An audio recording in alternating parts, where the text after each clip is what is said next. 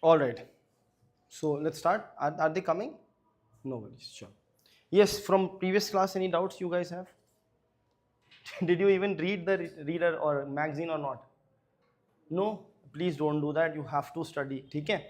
So we'll take up 5 of the topics, and I will also be giving you a brief of the rest of the topics that are there in the reader. 7-8 more topics are there. I'll just give you a brief of that as well.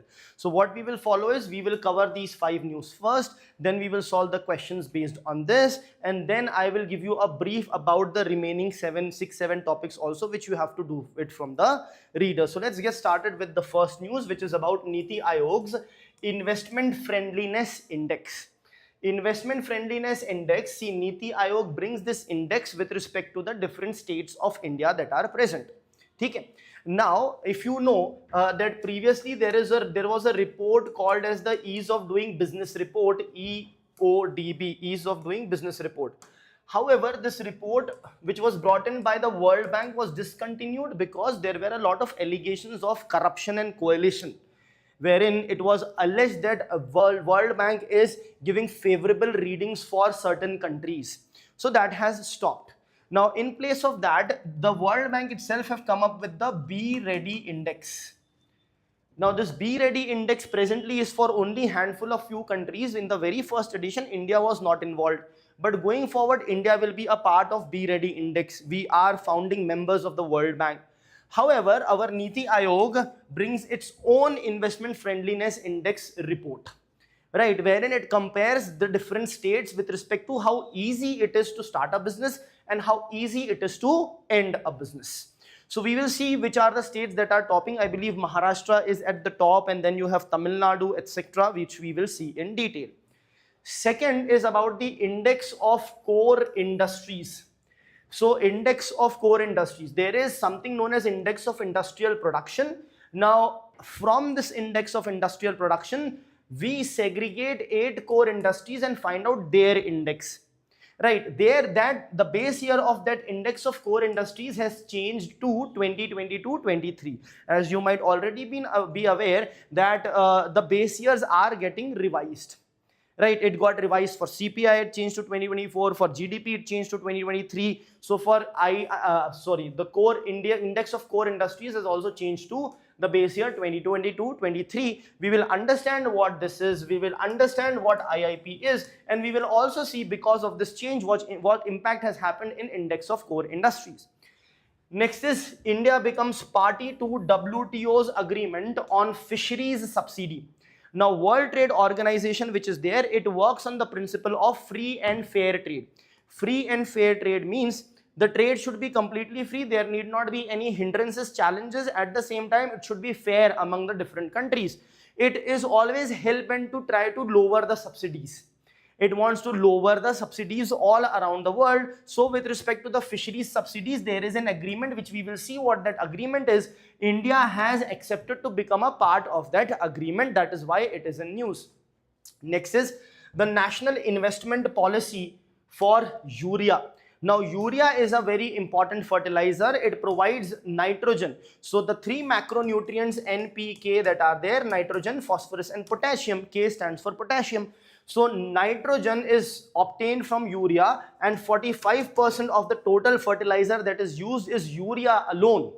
So the amount of urea used is very high. For that, there is an investment policy which the government has come up with. So we will look at urea, what it is, what are the previous policies, what is neem coated urea, all these things and much more is what we will see. This polymer currency note, this was in news previously as well. It was covered. Now what is happening is the government is deciding to do a trial run with respect to 10 rupees notes and 20 rupees polymer notes.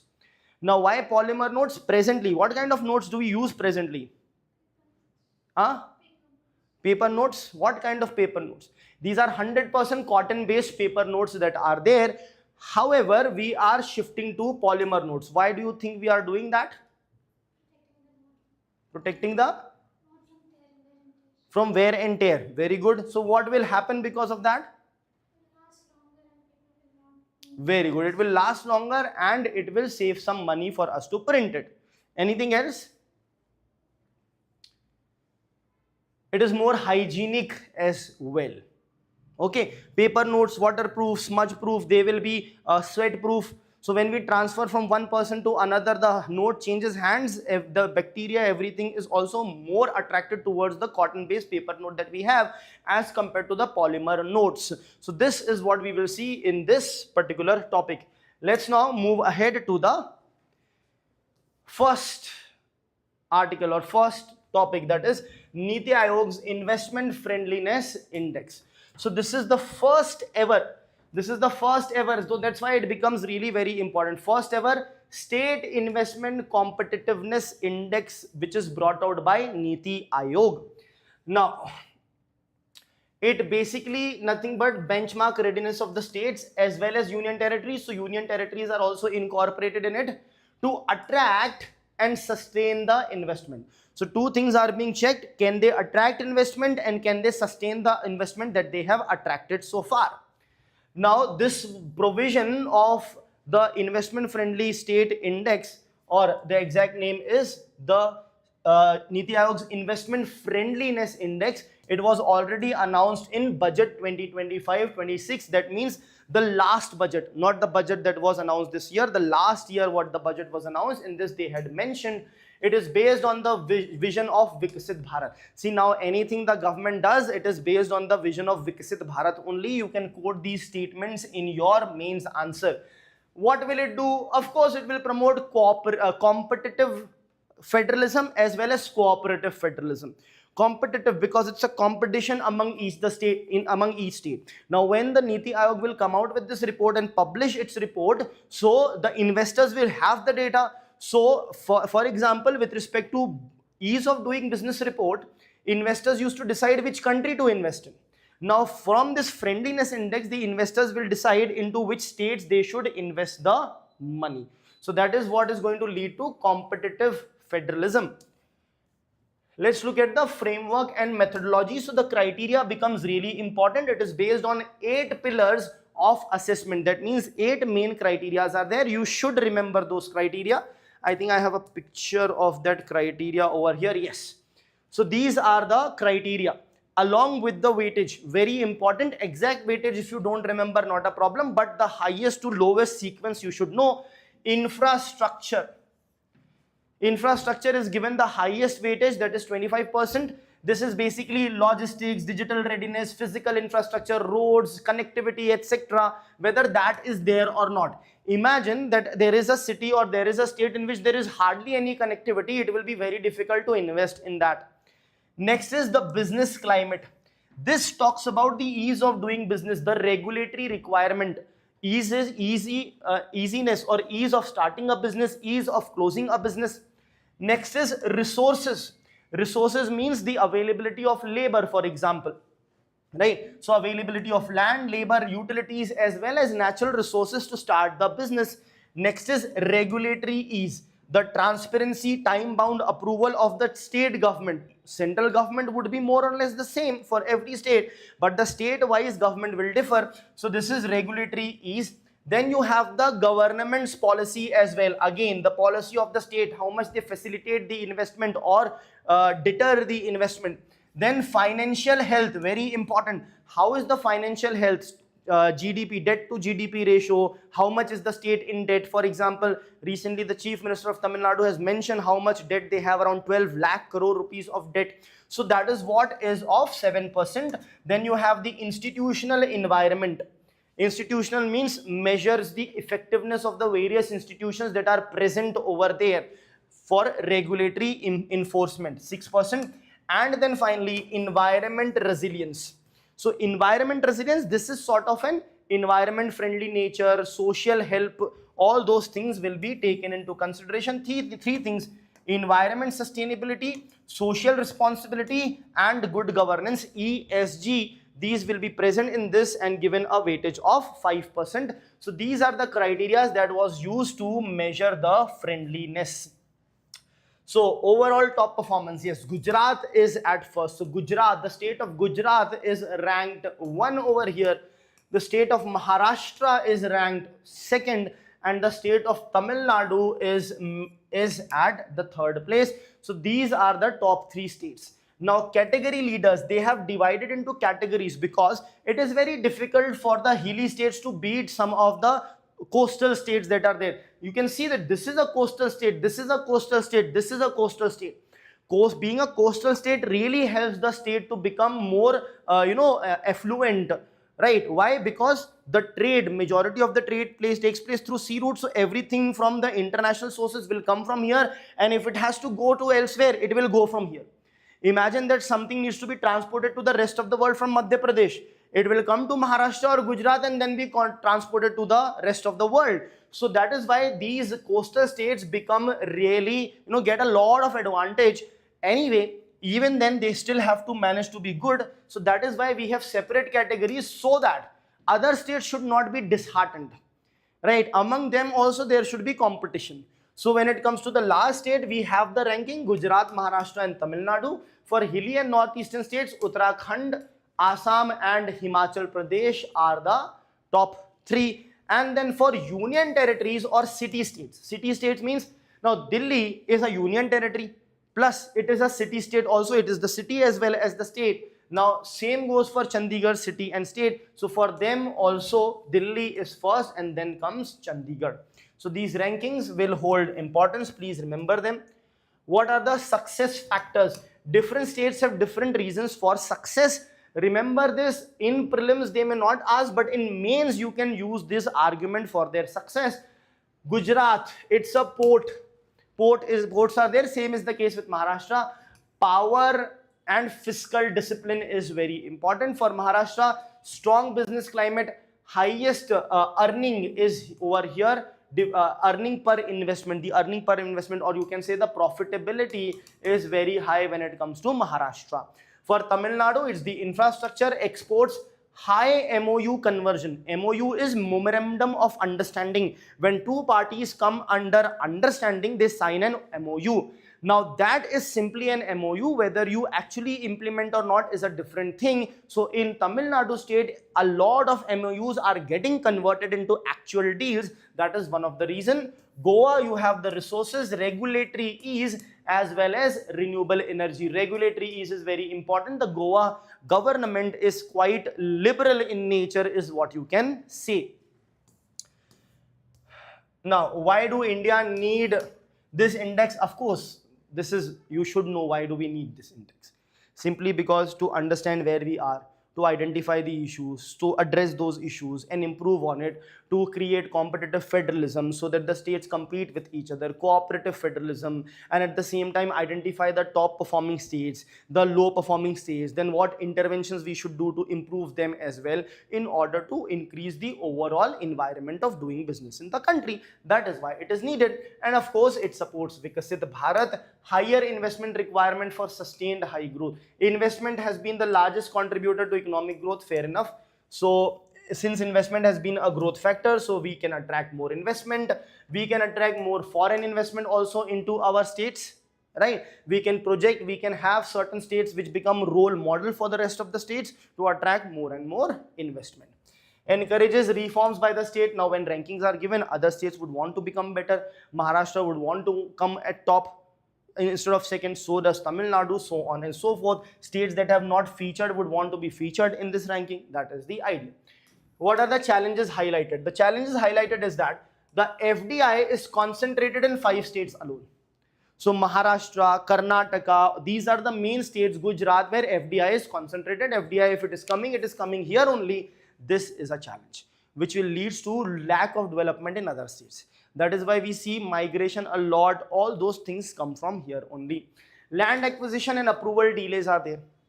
Land acquisition is a big problem in India, of course. So that is one problem. Skilled labor shortages is there. Our labor is unskilled, semi-skilled, not skilled. Incentives alone cannot replace policy certainty. Simply because you might give some tax benefits, tax rebate does not attract the people because the policy might be very uncertain. If you don't know what tomorrow is going to happen, you may not be eager to invest in the area. And no state has crossed 60 points of threshold. Even the topmost state, Gujarat, is at 56, Maharashtra at 53, Tamil Nadu at around 53. So even though they are top, still their numbers are quite low. So what are the measures that can be taken? we can have accelerated land reforms and labor reforms in order to provide the land without delays. Does not mean you capture the land without due process, but it needs to be swifter. Labor reforms are also needed. National single window system is needed. Whoever wants to do business anywhere in the country, one form should be more than enough for them to do it. Promote sector specific industrial policies, different policies for different sectors, right? One size fits all approach is not going to work. Improve infrastructure through PM Gati Shakti portal that is there, which monitors all the infrastructure projects in order to fast track it, implement it on time. Expand the skilling through Skill India Mission, Pradhan Mantri Krishi Sinchai Yojana, National Apprenticeship Program, etc. etc. Okay? So this was the first topic. Next, Index of Core Industries is now with base year 2022-23. Let me explain this index of core industries first. So we have our industry sector. Our industry sector contributes around about 30% to our GDP. So if our GDP is 100 rupees, industries provide us with 30 rupees. Right? Now, if I take industry alone, this 30 rupees becomes the 100% that the industries provide. So industry, let's say, provides 100% of this 30 rupees because this is industrial GDP. Now, out of this 100%, what we have done is we have basically identified 8 core industries. Why core? Because these 8 core industries alone used to provide 40% or more of the total production under index of industrial production. So out of this 100%, these 8 core industries alone provided 40.27%. Right? And what are these industries? It's mentioned here. It was electricity, number 1, refinery products, number 2, steel, number 3. Then you have crude oil, coal, iron ore, cement, natural gas, and fertilizer. So all these core industries together gave us 40.27%. Now the base of this was old. 2011 was the base. Now we have changed the base. So this provided 40.27 means out of the total 30 rupees that the industries is contributing to the GDP, 40.27 of this 30 rupees will be how much? Round about 12.5, 12 rupees or something. So those 12 rupees was coming only from these 8 core industries. These are so massive that we study them separately. Okay. Now their base year was of 2011, so we have changed the base year. Now when you change the base year, a lot of things will change. The prices have changed. The proportion of the different things that you use have changed. So now after changing the base year to 2022-23, this percentage has come down. Now these 8 industries together do not provide 40.27%. Now they provide around about 32. So they now provide 32.88% only.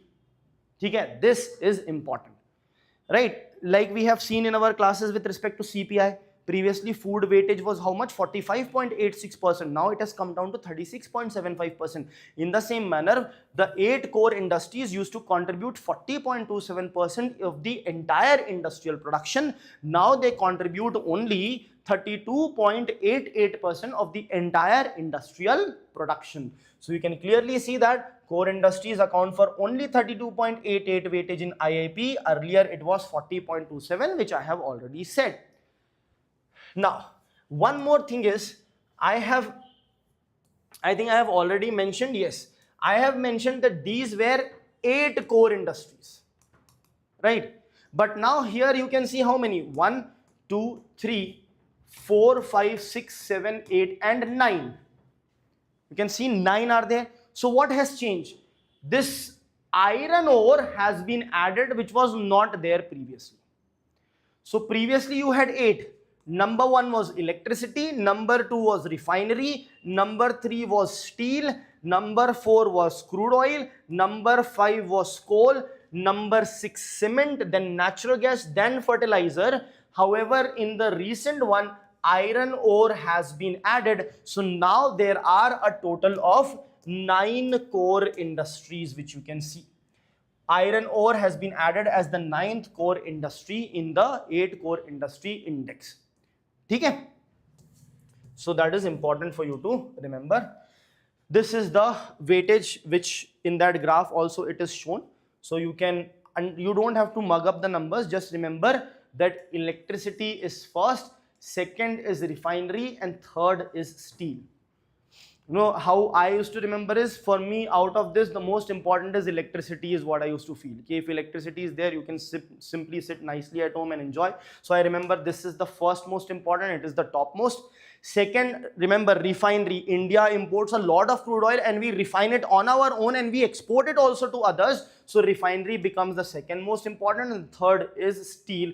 If you remember the top 3, this is good enough. Along with it, remember which is the lowest, that is fertilizer is the lowest. Though we are using huge amount of fertilizer, but the value of fertilizer is actually low. So volume may be high, but the value is quite low. So that is the lowest one which is there. So like this you can try to remember, and because iron ore has been recently included, you should remember that it is probably the third last, I think 7th number of industry which is there. Okay, let's look at the performance of core industries. So some of them have seen a positive growth. Iron ore has seen a positive growth of 43.49%. That's the growth. Electricity also, cement, steel and coal, they have seen positive growth. However, what is getting hampered is, of course, dependency is outside. Natural gas, import dependent, crude oil, import dependent, refineries, import dependent, fertilizer, import dependent. So you can clearly see all the import dependent industries have gone down over here. You can note this, that natural gas, crude oil, refinery products and fertilizers. The remaining iron ore, we have our iron ore reserves in mining. Electricity, coal based electricity, electricity through other resources. Cement also we are producing on our own massively. Steel and coal as well. But the moment it is about anything related to the Strait of Hormuz, just remember like that, these are related to fertilizer, not directly related, but fertilizer, the places where we import fertilizer from, they themselves are not getting raw materials, as a result of which they themselves are facing shortages. That is why they are also not providing us. This year is very critical for fertilizer. It is said that we will experience around 40% of shortage of fertilizer. So fertilizer, mains related question can be very important on fertilizers. Okay, is that clear? The 8 core industries.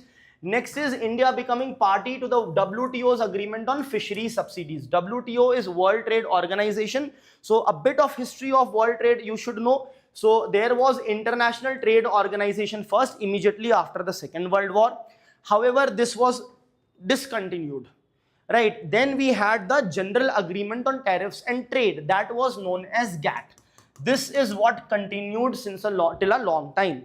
Then on 1st of January 1995, this GATT was replaced by World Trade Organization, right? That is around 31 years back. And since then, WTO is in force. Why was GATT removed and it was replaced by World Trade Organization? Because the ambit of GATT was very limited. It also did not talk about the patent rights, etc. All those things were added and World Trade Organization came into existence. Its concept is remove all the subsidies, remove all the trade barriers. That is its ultimate vision.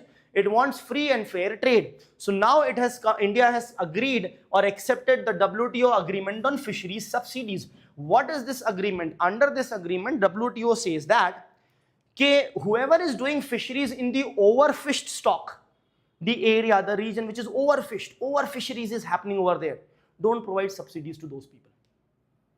Because see, you have to also do fisheries in a very sustainable manner, so that the amount of fishing you are doing is such that the rate is such that more fishes get replenished, so that you can do fishing in the next season as well. If you do too much of fishing, there will be no fishes left to fish, right? So wherever there is overfished stocks, don't provide subsidies to them. Right, that is their criteria. Other places you can provide the subsidy, not a problem. So that agreement we have accepted. we have become the 123rd WTO member to join the agreement. That means around 50-60 members are also there who have not joined it, but we have joined it. It was adopted at the 12th Ministerial Conference MC12. This agreement was there in 2022. Okay, at the 12th Ministerial Conference. So after a few years, we are adopting it right now.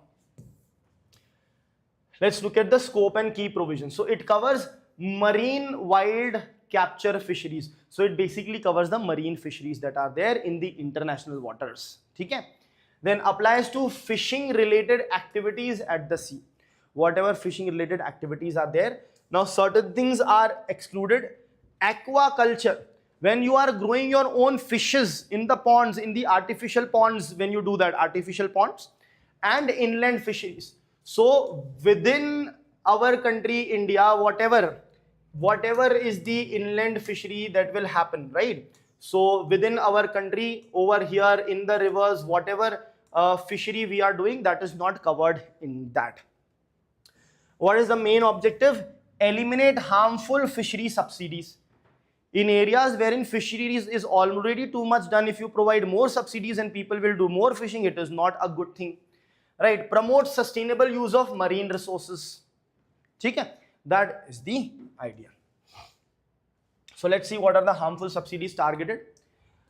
Subsidies prohibited for. So illegal fisheries is happening. So they should not be able to.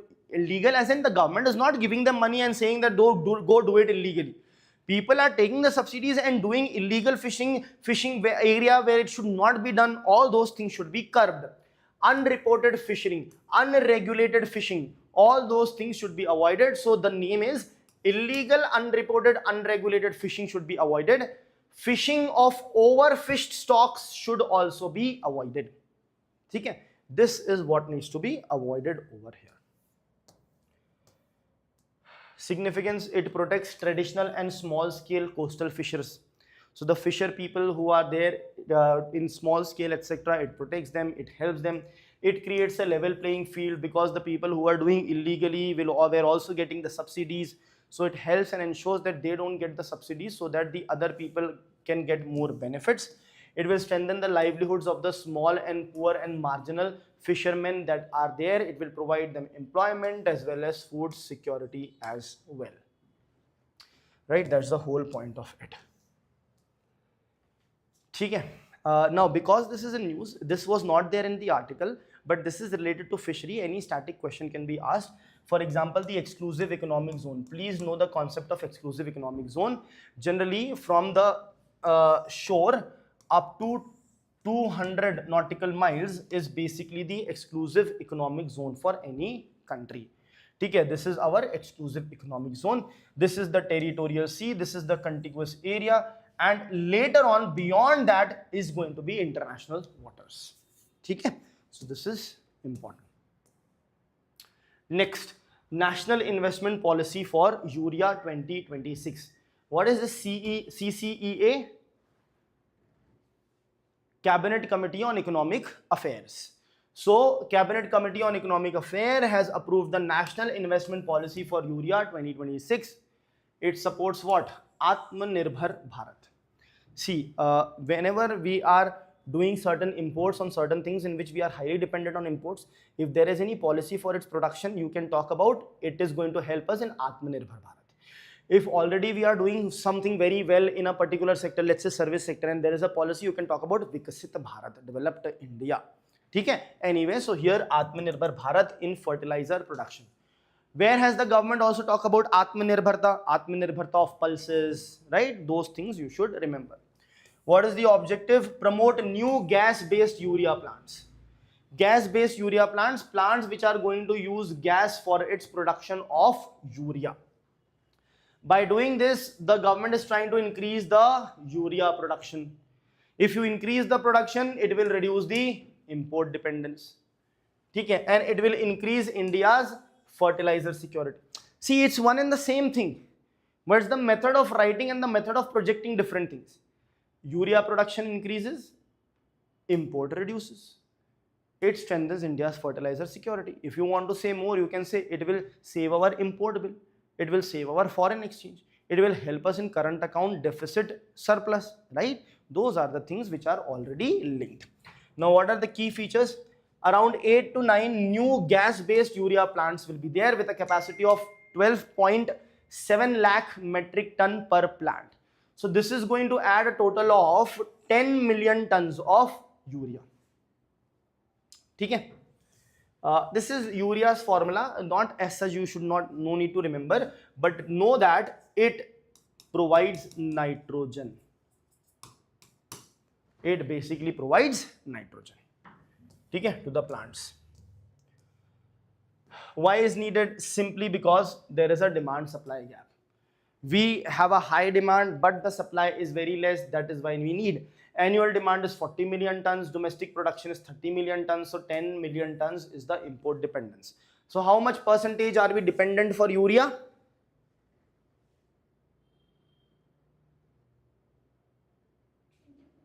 Very good, 20%. So 10 million tons is the dependence and 40 million tons is the total requirement, multiplied by 100. Okay, so not 25%. 4 ones are 4 into 2.5. So 25% is the import dependence over here. What is urea? I've shown you, this is the formula, but remember it is a nitrogenous fertilizer. It contains 46% of nitrogen, highest among the solid nitrogen fertilizer. So urea, among all the other nitrogen fertilizers, urea has the highest amount of nitrogen. It is important for a lot of crops, and our farmers anyhow indiscriminately start using urea only because the highest amount of subsidy is given in urea. But it's important for crops like wheat, paddy, sugarcane, wheat and paddy, the rice. We are the largest producer over here. We also export rice. So urea requirement is very high in our country. Other fertilizer, other fertilizer issues were also there. See what used to also happen. These urea wherein subsidies were given, which was supposed to be for farmers, it used to be siphoned off and taken to industrial use. So cheap urea was going to the industry. So the government came up with a concept of neem coated urea. Government made it mandatory for the firms to coat the urea with neem. Now this neem coated urea becomes useless for the industries, but it will not be siphoned off, leakages will be arrested, and this neem coated urea also, when you apply this, there is no need for pesticide, insecticides, because neem acts as a pesticide and insecticide. Also because there will be coating of neem on that urea, it will lead to liberation of nitrogen slowly and steadily. So nitrogen will also not go to waste. So the efficiency of application is also going to increase in this case. Is that clear? So that is the idea of neem coated urea. Yes, any questions so far? Yes, any questions? Any doubts? Nothing? Let's move on to next, that's the polymer currency note. Polymer currency note, basically these are long chain polymers. This is nothing but as good as plastic. Polymer is basically a long chain compound, right? Anyway, so these are plastic notes that we are talking about. So RBI has revived its proposal. Revived, why? Because this proposal of having a plastic note first surfaced in India in 2009, right? And then 2 months before also it was in news, and now RBI has revived its proposal to introduce polymer currency notes. Okay. So presently they will do a pilot rollout. Pilot rollout as in a pilot project, a test project, wherein they will begin it with rupees 10 and rupees 20 notes. Okay. These are the two notes. Okay. Now what are polymer notes? Made from biaxially oriented polypropylene. Polypropylene is a type of a polymer only. Okay, you don't have to remember its chemical name as such. So it will consist of polypropylene, right? Current Indian notes are made from 100% cotton pulp paper, as I have told you, right? So it will be replaced. Now this polymer notes are used in 60 plus countries, led by Australia. Australia also started using it, and other countries are also using the polymer based notes. So India will also start to use it. We are going to do a pilot project for that. Let's look at the feature and advantages first. See, the main thing is the wear and tear will reduce, so the frequency of replacement will reduce, and producing the note itself is a huge cost, so the cost will reduce. How will that reduce? It is water resistant. It gets washed in the clothes, water resistant, rain, whatever, it is resistant. It is tear resistant, not easy to tear. Okay? More durable, difficult to counterfeit also. Okay, that is important. So difficult to counterfeit also helps us. So all these things are there, plus a lot of security features can be added if it is a plastic note. You know, any ink, any time you want to do, there is not much of an issue of deterioration or anything of that note. You can use all those things over here. Also, it lasts 2.5 to 4 times longer than the paper note, which will lead to lower replacement frequency. It will reduce the life cycle cost, lower life cycle carbon footprint despite higher initial emission. Initial emission will be higher, but frequency will go down by 4%, so overall emission would be lesser is what is being said over here. Why are we considering? Because India spends around about 5,000 crore rupees annually to replace damaged currency. We have around 20 to 24 billion soiled notes destroyed every single year. Lower denomination notes wear out rapidly. Why? More exchange. You have a 500 rupee note, you keep it, it is not spent, but 10 rupee is exchanged more numbers are in circulation, that is a problem. So that is the idea. However, the Terry study says that initially there will be higher carbon footprint. This is a very important statement for your prelims, because cumulative emission per year is going to go down because of increased life cycle, but initial emission will be higher. Longer lifespan will reduce the manufacturing and transportation cost, and lower overall life cycle emission will also be there. So remember these three things clearly. Now let's look at the timeline of polymer currency notes in India. So as I said, first time RBI proposed it in 2009, wherein they proposed 100 crore worth of rupees 10 polymer notes that they will bring it out. That was the proposal. In 2012, pilot was approved in Kochi, Mysuru, Jaipur, Bhubaneswar and Shimla. However, we didn't go ahead with it. It was later shelved. Shelved means it was stopped. It was put aside due to technological issues and post-demonetization priorities. So it was 2012 they decided, but they never did it, and after demonetization you completely stopped that thought. But in 2026, as I said a couple of months back, the proposal was revived, and now the RBI is going to go through it. Manufacturing cost, yes, manufacturing cost is 30 to 60 times more than the paper note. Okay. Now let's do the maths. So it is going to last, let's say, 4 times more, and it is going to cost 1.6 times. Okay.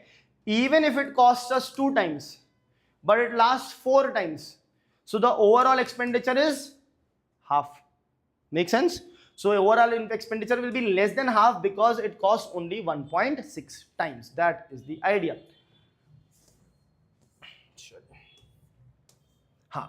It's not that easy to replace it. Why 10 and 20 is also being done is because when 10 and 20 is done, have you ever got 10 rupee note from an ATM? No, right? What notes come out? 100, 200, 500, right? So if we are bringing polymer notes, we have to recalibrate the ATMs. It might need a replacement of the entire ATMs. That is why we are doing the pilot with 10 and 20 notes first. Is that clear? Also, they have the higher frequency of replacement of changing hands. Second, ATM environment need not be changed for this. Later on, when we apply to 500, 200, 100, then the infrastructure and ATM environment will be required, which will require ATMs and note processing machines will be required to be recalibrated. It will require specialized recycling facilities for these notes when they are soiled.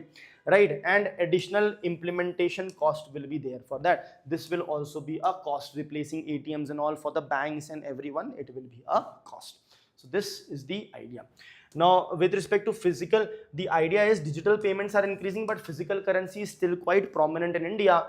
Now over 24,000 crore transactions are being done annually. 24,000 crore transaction means on an average a single person is doing around 150 transaction every single year. Right, see 24,000 crore transactions, and we have, let's say, 150 crore population. 0 gets cancelled, 5 1 times, 5 1.7 times, for example. So 15 ones are 15 1.7 times plus 0 0, so 1 7, okay, 170.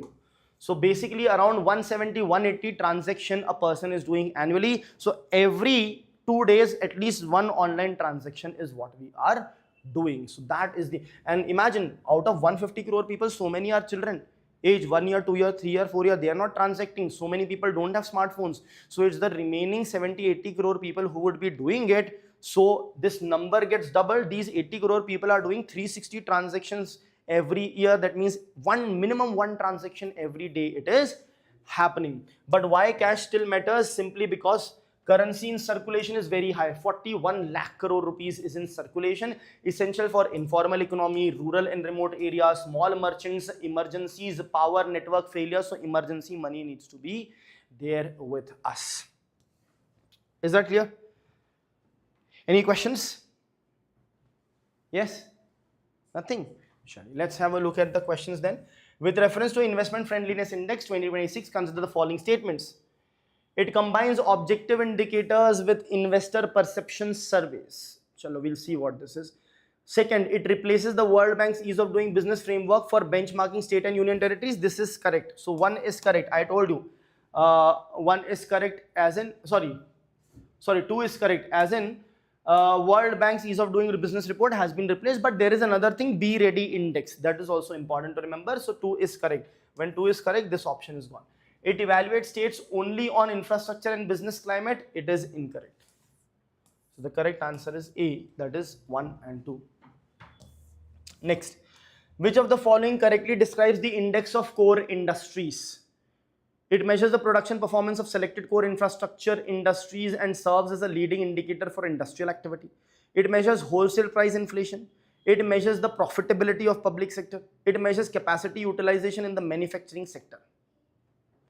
Measures the performance of selected core infrastructure industries and serves as a leading indicator for industrial activity. Next, with reference to WTO agreement on fisheries subsidies, consider the following statements. It applies to marine wild capture fisheries. Yes. This is clear? Yes. Next, it covers aquaculture. It does not cover aquaculture. So basically 1 and 3 will again be the answer. It prohibits subsidies for illegal, unreported and unregulated fishing. Next, which one of the following is not a feature of national investment policy for urea? Introduction of a return on equity band, which is not. Okay, setting up of new gas-based urea in manufacturing plants, yes. Differential incentives for private and public sector, we will see that. Separation of fixed and variable cost and subsidies, yes. Introduction of return on investment band of 12 to 16%. See, this was not mentioned over here. Differential incentive for private and public sector projects, this is not a part of it. Okay, first one is there, second one is not there. Just have a look at in the current affairs magazine. Next, with reference to polymer currency, consider the following statements. They are made from biaxially oriented polypropylene. Yes. They generally have a longer circulation life than paper currency. Yes. It has already replaced, this is an extreme statement, replaced all the paper currency is extreme. So this and this is wrong. The correct answer here is A, that is 1 and 2. Is that clear? Now, what other topics are there which you will have to read? Okay. Its importance is also mentioned over here. So first is electronic gold receipt. Very important for prelims. What is this electronic gold receipt? Where you invest in gold bonds, you invest in various things. So you can invest in gold which will be physically bought and kept in the lockers. Right? You will get an electronic receipt of that. That yes, a gold has been bought and this is the receipt of that. That is what electronic gold receipt is. So this is more efficient than the sovereign gold bond scheme. No. Not sovereign gold bond scheme has a different agenda altogether. Sovereign gold bond scheme, if you want to invest in gold, you will have to buy physical gold. When you buy physical gold, the government will have to pay import for foreign exchange, they have to pay. So to lower the physical gold import, the government came up with sovereign gold bond, wherein you invest in sovereign gold bond, but there is no gold backing behind it. The government does not buy the gold. Simply your investment is linked to the gold price, and after 8 years, whatever is the gold price, that much amount is returned back to you. Right? So that is the idea. But the government has discontinued sovereign gold bonds because the gold returns were so high. In the last 8 years, there was 326% returns. Because it was government was able to give it. Private sector may not be able to give it. That is why SEBI has issued a warning saying that don't invest in digital gold. Because digital gold, when you buy from Paytm, PhonePe, Google Pay, it's a digital gold. There's no digital backing, gold backing. So after 3 years, when you want to withdraw, now everyone is investing, so they are receiving the money. After 5 years, if there is a 400% return and everyone goes to ask for money and withdraw, where will they have the money from to give you? That is why SEBI did not say it is illegal, SEBI simply warned it. Here there will be actual physical gold backing. In sovereign gold bond, there is no gold backing. Okay? Next, why inflation is rising in India? This is analytical mains related. Why inflation is rising? El Nino, La Nina, the issue of fertilizer, crude oil, all those reasons are there in this. A similar article is with respect to the overlooked inflation risk. You know, in the overlooked inflation risk, what they are saying is, since fertilizer issue we are facing, as a result of which crop production may go down, as a result of which first the fodder production for the milch animals and other animals will take a hit, right? Because of which the milk industry may also be impacted. Milk, dairy and everything will be impacted, leading to higher price in milk and other segments. This is being overlooked, so this is what it talks about.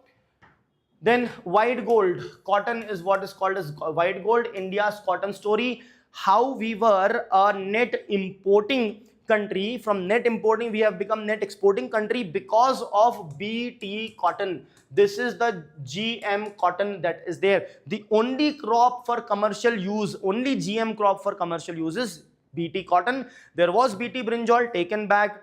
Mustard Dhara mustard hybrid DMH11 was taken back. This is the only one presently. However, trials, researches have been done are being done to come up with new varieties. In future, we might see more of them. Then you have Tamil Nadu, which leads in the female labor force participation in electronics manufacturing. So Tamil Nadu is the leading state over here, can be asked in prelims, but the electronics manufacturing sector becomes really important for your mains. So have a look at that. Then you have the rural skill related topic here, which is important for prelims. Give a read to that. Then you have the 257th report on CCI regulation, Competition Commission of India's regulation, very important for your mains. And then finally you have Nifty 500 Ahimsa index. Ahimsa means what? Non-violence. So here under Nifty 500, there are 326 companies which are environmentally sustainable, socially viable, which is ahimsa as in non-violence, as in you are not violent against the nature, you are not violent against the environment. So environmentally friendly companies are listed on this Nifty 500 ahimsa index. Okay? Is that clear? Sure. Any questions? Okay, so please read these topics. Okay, sure. Thank you.